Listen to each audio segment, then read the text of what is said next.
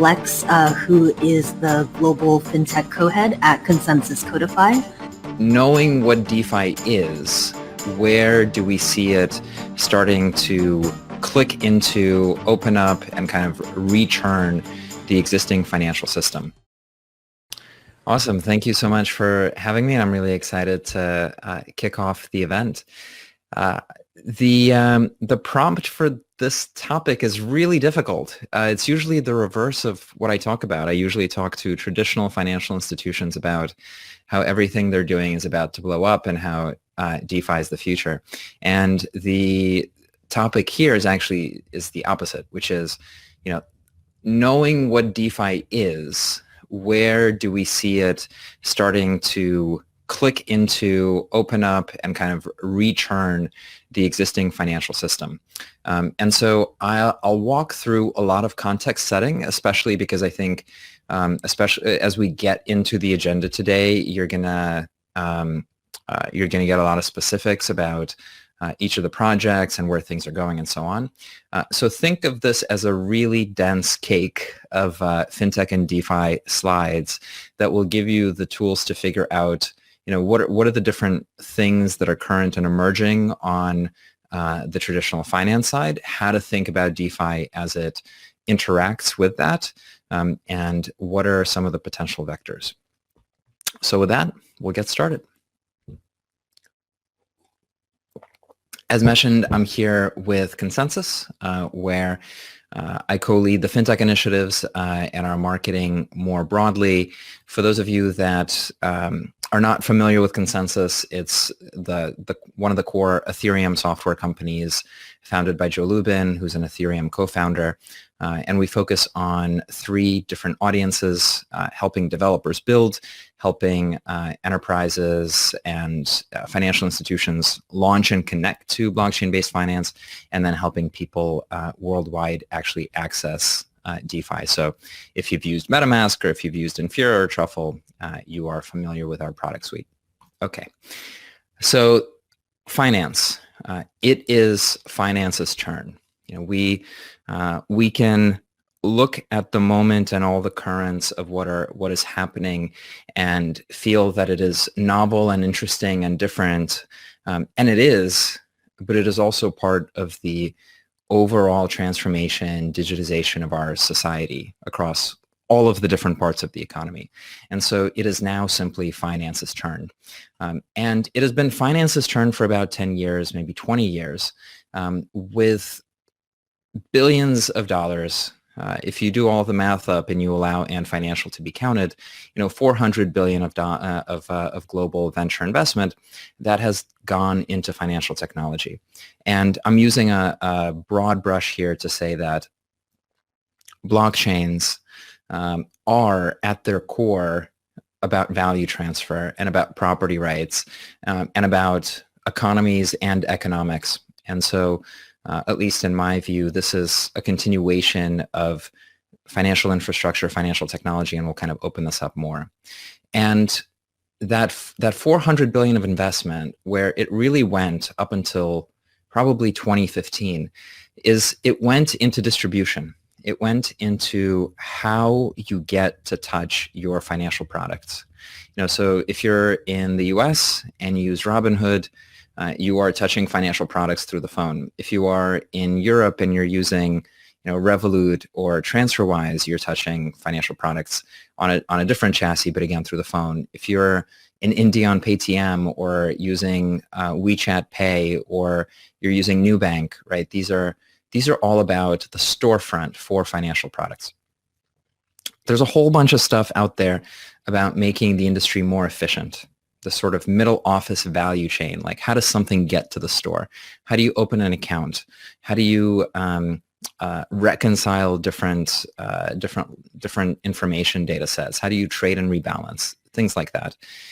And that's largely just connective tissue. And then underneath that is manufacturing. How do you make the financial product? And fintech has done nothing really around that topic. There's some stuff around AI, but not deeply. And what we are seeing today, and I think over the last decade, is how blockchains help manufacture financial products on a completely different chassis. I think this underpins very much like the core thesis of what we're bringing, what many of us are bringing to the table, and it can be a shortcut in terms of how to think about it. So again, if you look at traditional financial services, right, and again, I'm assuming that everybody here is almost DeFi first and that you're very native to Web3 and that you understand sort of what all the projects do, but then re-anchoring back into the regular human experience of 20% of GDP is financial services. And there we start with communication and payments, so very frequent money movement. You can easily analogize that to the value movement on blockchains, to money at rest, so savings, to lending, borrowing, to trading, to investing and retirement. And this of course exists way before DeFi, and it exists way before financial technology, and it exists back to the papyrus scroll and the gold nugget and barter systems. These are just things that people do, financial attributes of our lives. And so when we again go back to blockchains and programmable blockchains, and of course I've been biased here in putting the Ethereum logo, but let's just say programmable blockchains.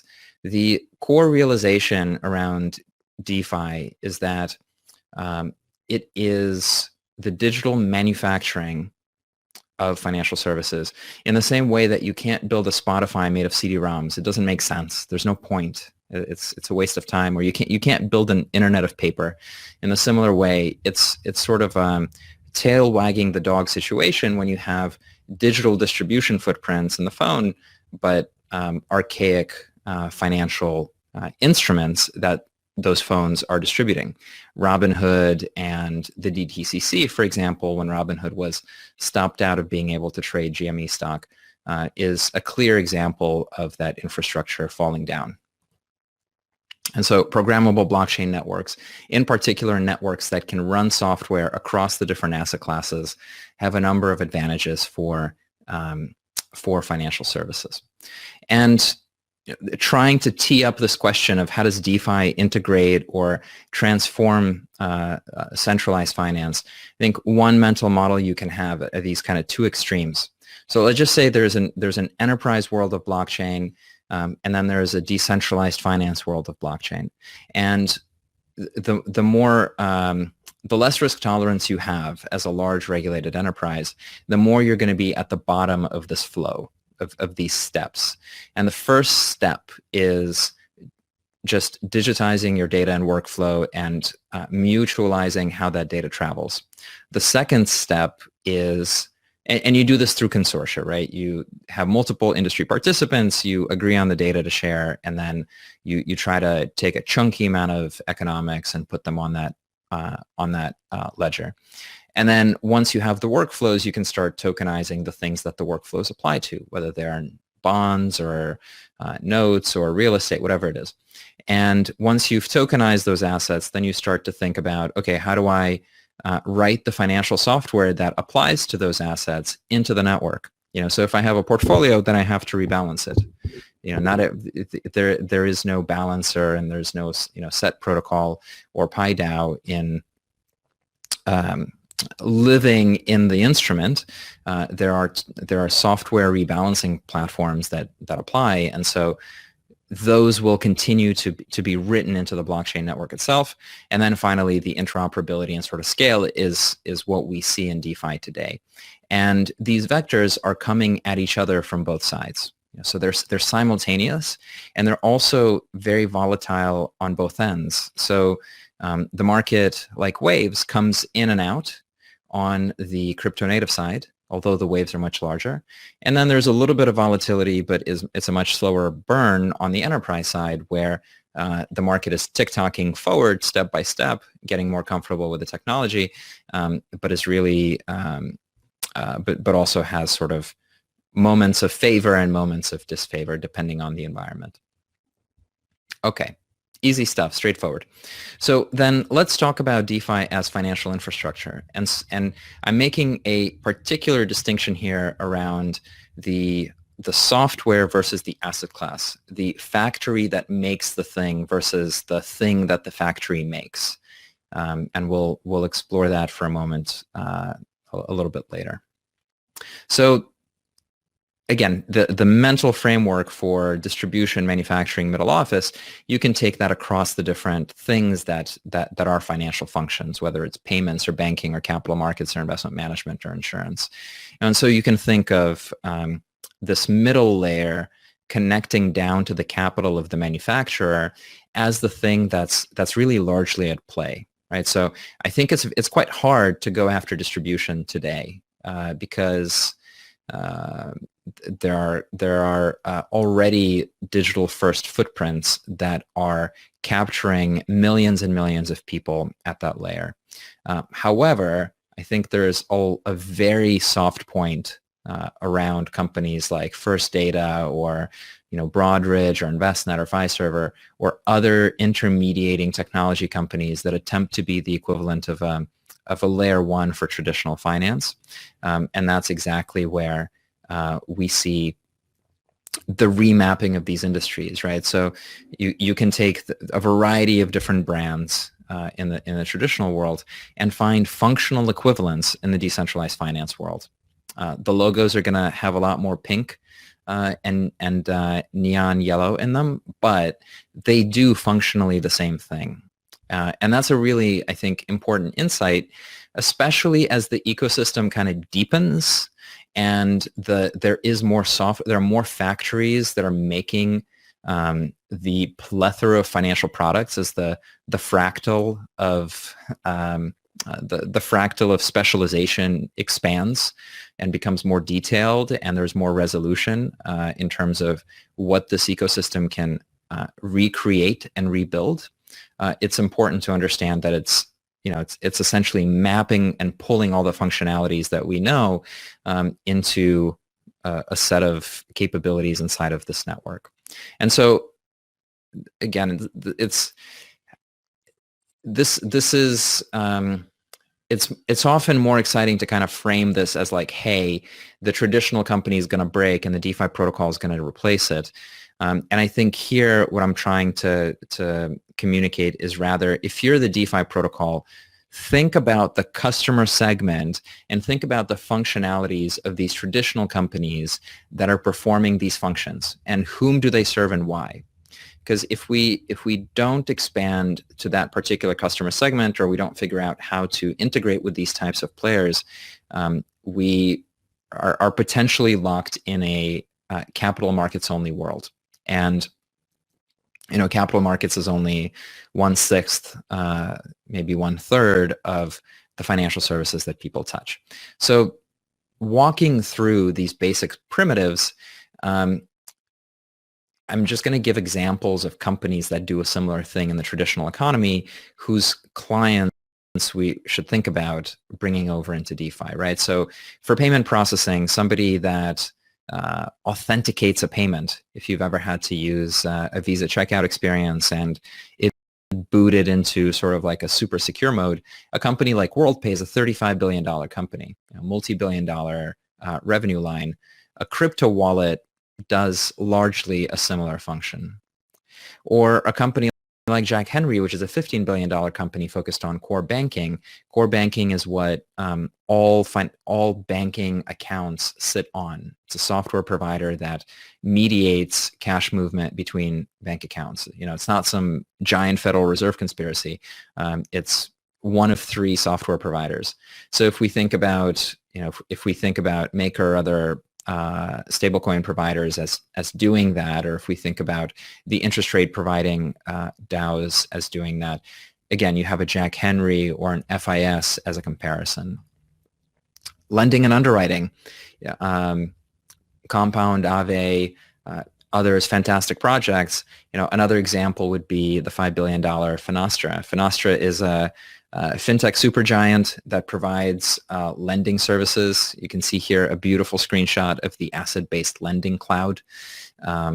And if you are a financial institution, you're going to be using Finastra to actually do all of your loans.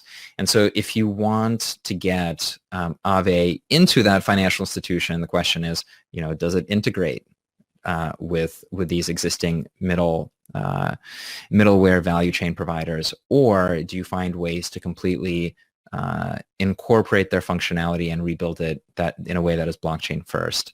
InvestNet is the same for portfolio management, for trading and rebalancing to create pie charts. So again, funds don't have some magic asset allocation that they manage themselves. They're using software, and that software costs a couple of basis points, and you can build a multi-billion-dollar business. So as you are interacting with either SET or PyDAO or Balancer or other asset allocation protocols, again, there's a clear set of functionality that we can essentially recreate, and the complexity of which tells us a story about what clients want and what they're using. We can tell essentially the same story about the exchange order book software that the NASDAQ venues sit on. We can say the same thing about the derivative side, right? So if you're using synthetics, there's a company called TradeWeb, which is a $12 billion company, which powers the exchange inside of derivative venues. And so there's really distinct analogs for the DeFi protocols in the traditional finance world, and they are delivered largely as cloud software, whereas the DeFi protocols are kind of these permissionless robot vending machines that generate an asset class. And I think over the next several years, there's going to be a game theoretical sort of competition about do we supplant those machines? Do we plug into them? Do we find ways to emulate them on chain? And if we want to capture those existing asset classes, they're basically, the asset classes are locked behind these existing software providers. The other thing to say is the distinction between the protocol and the asset. So the distinction between the factory that makes the thing and the thing that the factory makes.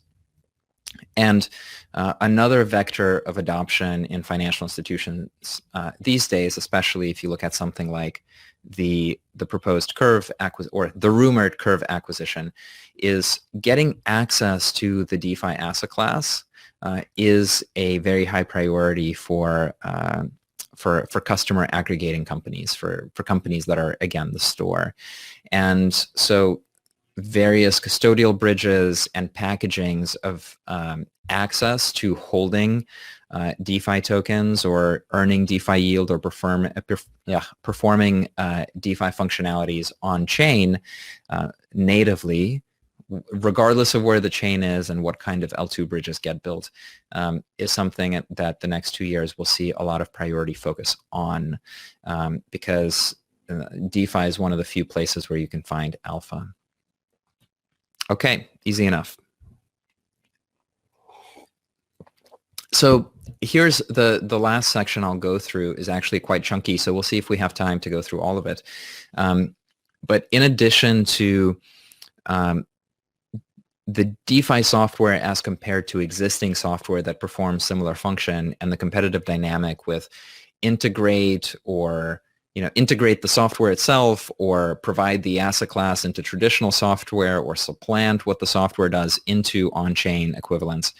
There's also a lot of work that we as ConsenSys see happening in enterprise and institutions that is deploying blockchain. And the concept of blockchain here is sometimes like 5 years old, which in our space, of course, is the singularity, where it's still DLT. People are still talking about DLT and sort of have some outdated conceptions about what is modern or valuable.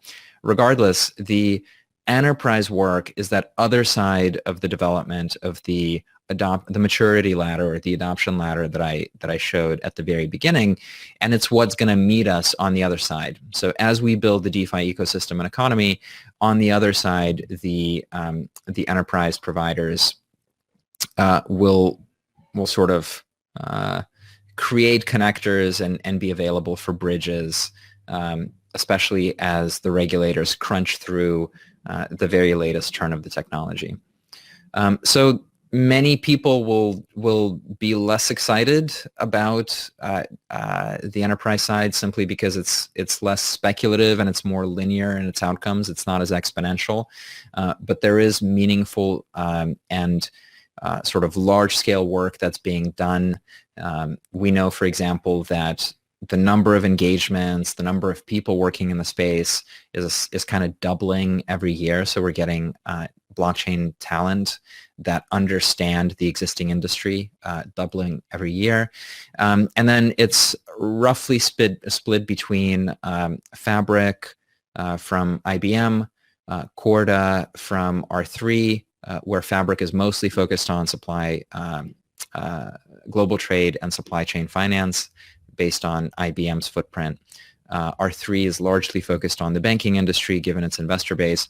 And then Ethereum and the kind of enterprise version of Ethereum, which is Quorum, are the third option and only option that provides a bridge back into the decentralized world. So there's lots of other sort of stuff at the long tail, but it does not have real share. So if you are a developer or an investor that's thinking about something in the convergence thesis between enterprise, private, and then public mainnet, really the only answer available today is the Ethereum chain. And if we look at the types of stuff that's being done, it's the chunky use cases that have been discussed now for a good 6 years, and they've been discussed because they're correct. These are the correct use cases. It is just hard work to make it happen, right? So whether it's global trade, meaning buying in bulk and shipping across the world and generating financing across that journey, or whether it's asset management product and the various tokenization initiatives around assets that can serve as collateral or that are illiquid and could. It's not that the liquidity is interesting; it's that the market infrastructure of DeFi is interesting because there is no market infrastructure in traditionally private illiquid asset classes, or whether it is the institutional capital markets world or the payments and money world, right? So CBDCs, regulated payment rails, card networks, Visa, PayPal, and so on. These are the sort of correct places of focus, at least from the perspective of ConsenSys, in terms of where traditional enterprises are moving around real value and are open and getting to blockchain-based financial services. So we've got a couple of examples. I'm going to try to fly through them in the interest of time, but it's really, again, to give you a flavor and a context for the rest of the day of where are the potential connectors between the traction we see in DeFi and what the institutional world is ready for. And so capital markets activity, big chunky institutional capital markets is a good overlap. The reason is because pretty much all of DeFi is like an institutional capital markets desk. It's not that we gave people access to bank accounts or to investment accounts through DeFi. It's that we gave people access to becoming a capital markets provider, to becoming an LP in a pool, to becoming a lender, to becoming an insurer or a reinsurer, right? Like at the individual consumer level. It's to be a factory. And so it's not a surprise that institutional capital markets is very much adopting the technology step by step. Even the DTCC, right, which is who stopped out Robinhood with a giant capital call, has projects around its stock registry, has projects around settlement. The European Commission is now allowing for CSDs, which is where securities settle, to run on a blockchain. That's a big step for a regulator. It's really quite fancy. The sort of embedded joke is the 2.5 billion limit for volume, which of course, as we know, is what a well-positioned DAO can raise in about a month in DeFi. But still, a CSD on blockchain is a meaningful step forward. The International Securities Services Association has been crunching through questions about if you were to put an equity in and push it through a blockchain-based capital markets process, what would it look like? And so there's a lot of work that we see on that side, on sort of large global institutional trading. And then if you look at workflow and supply chain, this is another place where there's a lot of movement. Ooh, this slide has animation. That's exciting. So within global trade and supply chain, again, this is a massive industry. If you use projects like Centrifuge, you might have actually held an investment or a note that was connected to one of the lines here on this industry map, where a supplier to a buyer shipment would take a month, and you're financing at 10% the shipment against the risk of that shipment being lost or defrauded. So we see a lot of this happening as well, and implementation on shared ledgers. We also see enterprises starting to consider Mainnet, right? So the public blockchain rather than the private blockchain, and anchoring data to Mainnet Ethereum. And this is really exciting. The core reason is that it's very expensive to run permission networks. There's a sort of hilarious data point around the average private blockchain has a half of a participant if you exclude the founding entity. So clearly there's something about network effects going on.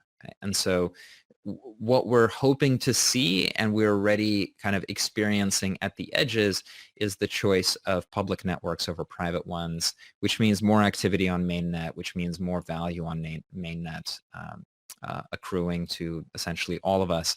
And so for DeFi protocols, this is activity that is quite valuable if it could be incorporated. All right, same point here. And then let's touch on two more things, which is central banks, CBDCs, and tokenized pools. So we know there is already live Chinese virtual currency. We can endlessly debate whether or not it's a cryptocurrency, but we do know it's out there, and we do know that there's a blockchain services network in China into which essentially all the enterprise blockchains have plugged in. So, if you might be thinking about Binance Smart Chain as sort of your alternative away from fees, you should also consider sort of the larger scale BSN and what it would mean to actually power commerce across the Belt and Road Initiative. So I'm going to hop through this, given we're out of time. I think there's different paths for a CBDC, whether it is wholesale or retail, and in large part, money is already digitally sent through the phone, and is the underlying settlement technology going to be programmable and blockchain based, or whether it is going to sort of remain in the hands of the credit cards or an Ant Financial.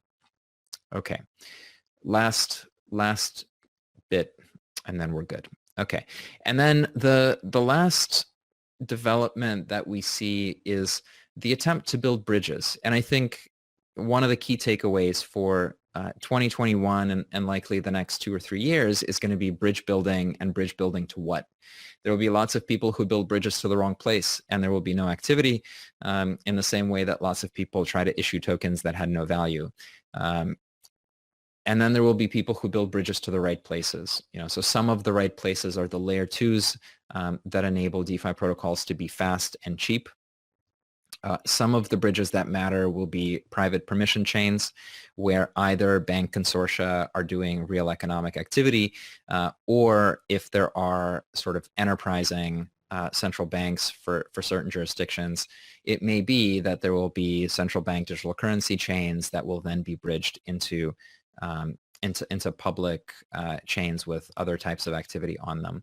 So I think looking at these bridges and building sort of the legal infrastructure to get there is the work of the next 2 years. There are early projects in the space that are quite interesting, but there's still lots and lots of room to explore. One of the questions is just, how do you run the permission system? How do you make sure it connects to the public ecosystem? And it's very similar set of questions to the set of questions that folks are asking about layer 2s and making sure that the actual settlement of the assets is trustless and kind of persistent. Okay, so we've flown through this topic. Just to kind of re-anchor, fintech has done a lot for distribution. DeFi is the manufacturing of financial instruments, and it both makes the asset class and functions as the software. There's a lot of software analogs, so there's a battle that's going to happen there, and likely a lot of that legacy software will be incorporated into smart contract versions of it. And then we're going to catch up and connect to the blockchain enterprise efforts, and those tend to go across capital markets, global trade, asset management, and payments. And with that, check out ConsenSys.net, and thanks for having me.